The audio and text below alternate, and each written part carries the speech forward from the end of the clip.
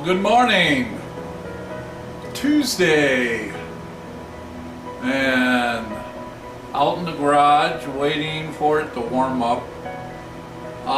It's 20 degrees here in Iowa. My corn burner, as you can maybe see, is running. It's got it up to almost 50. Probably run it all day. My plan is to stay in the garage, and it desperately needs organized and cleaned. And kind of twofold too, early January, our refrigerator kind of is on its last leg. So we got a new one ordered. They're going to be bringing it in early January. So need to have a path cleared where they can get from the garage into the kitchen. So you missed the excitement. Remember all them C-clamps on that muzzle loader? I know, I didn't video it. I took the C-clamps off. Whew, what progress. See, now this is the wood that goes underneath the barrel, so the stock's going to be two-piece. So I'm going to try to hand plane and level this up. Been looking at a lot of different ways for inletting the barrel. Yeah, new term for me. Muzzle loading, and actually guns are kind of new to me. So on the YouTube I learned a proper term. It's called inletting the barrel. My barrel, yeah. I'm looking at two approaches.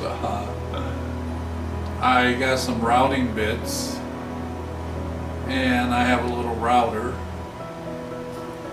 Being an old tool maker, everywhere I've been, I've always found a local machine shop where it seems like if I desperately need to, I have access to a Bridgeport mill.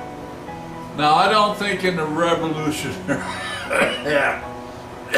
sorry for the cough. Revolutionary War, they had Bridgeport mills. Yeah, they had scrapers and inletting tools. Brownell has one for octagon barrels, but they're out of stock. Otherwise, I would go pick it up. I'm about an hour from Brownell's. I did find the Browning and what I want to refinish the barrel with at Brownell's. And I'll probably either just order it, little small items, you know, $8 postage versus driving in my Hemi truck 1 hour one way, one the other. The risk is too when you go to Brownell's, or at least I do, I seem to leave with more than what I went there to get, and I've got to slow down on that. So, what's this video about? So, I keep saying so, that's a bad habit, like a tick. Why I think I can make a muzzle loader is my past building music string instruments. And how that got started. Back in 1992, I thought I'd like to learn how to play banjo. And I wanted to play an open back banjo because we lived in an apartment, and closed back, they have quite a bit more volume than the open back. The open back has more of a mellower tone, almost when you compare that to a bluegrass banjo, 5-string, well-made one. It does sound a little more like a guitar.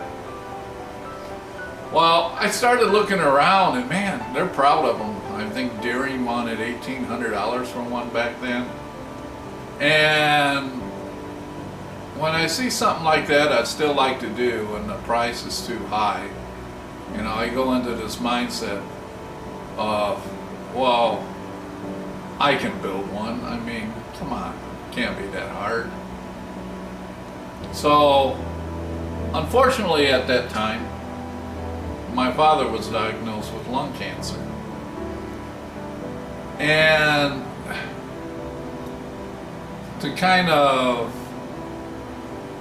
I guess, keep my mind where it needed to be, I started the project.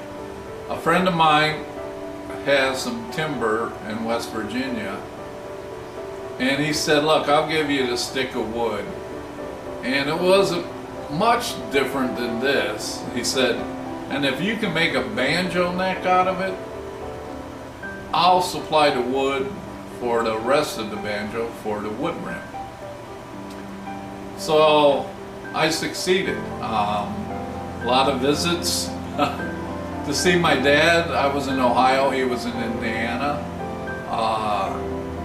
We would chat for a while, and then I'd pull out an old rasp file and start whittling and cutting on wood.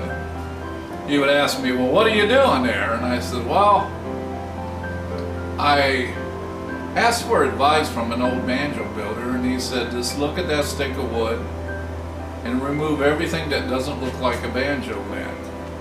And I'm sure that's something that even carvers and old timers say to newbies. So I did that. My daughter had a banjo. She thought she might want to play it. Well, she returned it the other day. So I'm going to get it here and show it to you. So here's the banjo.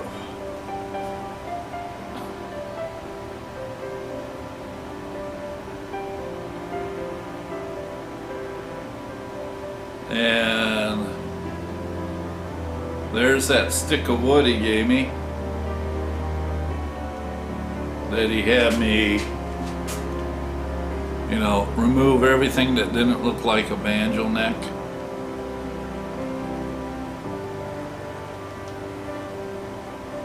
Peg head,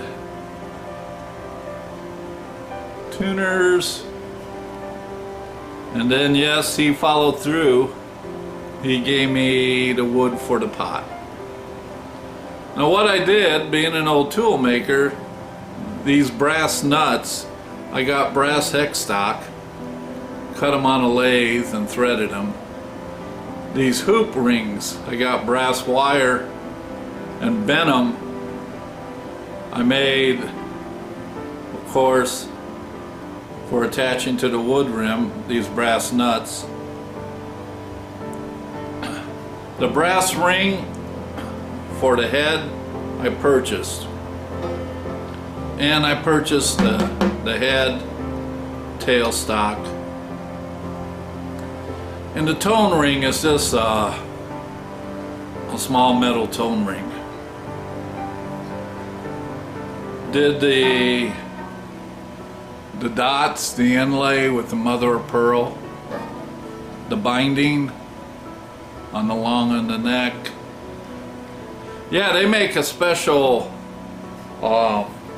reamer, tapered reamer, where you can taper it into the wood for your fifth tune. This thing is so out of tune. Yeah.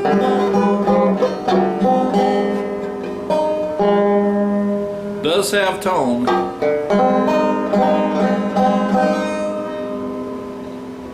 So on another video, I think I'll put some new strings on it, tune it up, see if I can remember to play at least one song. You know, that was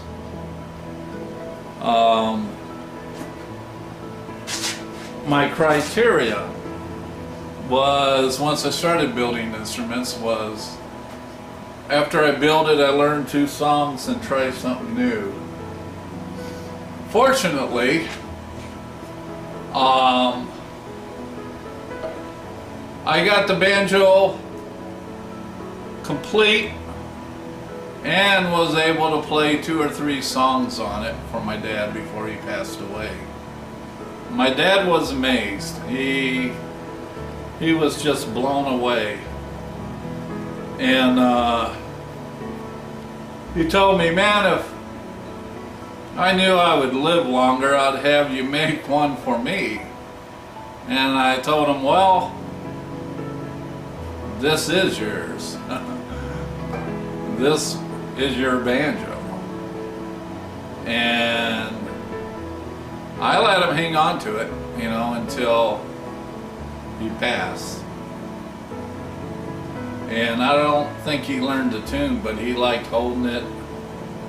He was just amazed at how the neck came out nice and smooth, skinny. You see on the back of the peg head, it's black. You know what that is? That's a old plastic wall switch cover. Yeah. And the truss rod cover, same thing, I just cut it out. Yep. Just cut that out. Another place where I use the plastic is the heel of the neck. Truss rod, hex brass bar. This brass piece is what I really used for making the attachments. Yep, tool maker, socket head cap screws to hold the brass nuts. I don't know if you can see the socket head cap screws. So,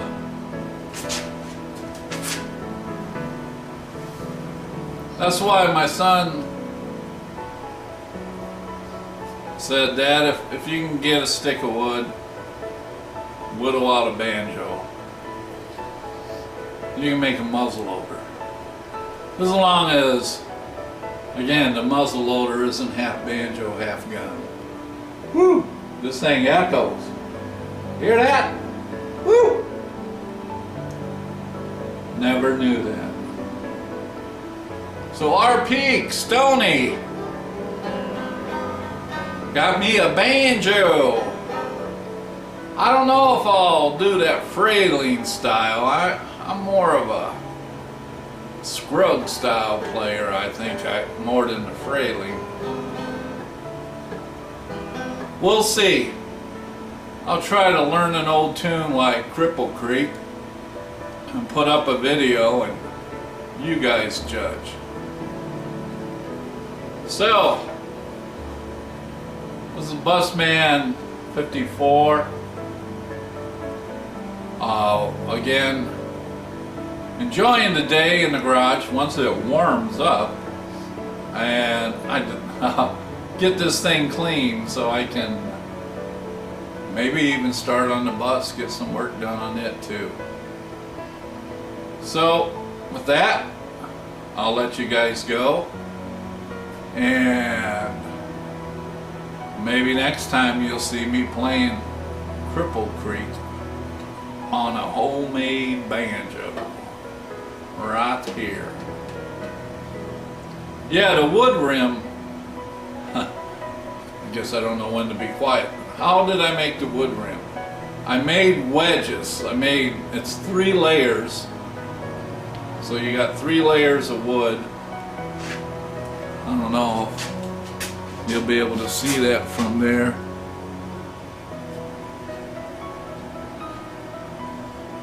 There's 3 layers of wood. And it was wide, about yay wide. And then I roughed it out on a bandsaw. And again, you're dealing with an old tool maker. And a friend of mine that had the little lathe that let me make the brass pieces, in this corner he had this big old Marnark lathe. I mean, it was like World War I or II vintage. And it had a big 4-jaw chuck on it. I mean, it was huge. I mean, it was big enough where it would swing this thing. So that's what I did. I chucked it up on the 4-jaw and I took a parting tool and modified it, kind of like a tool you'd use on a wood lathe, and just went in and started cutting back and forth, light cuts. And then when I got the outside, I clamped on the outside, went in the inside. And then after that, sanded radius.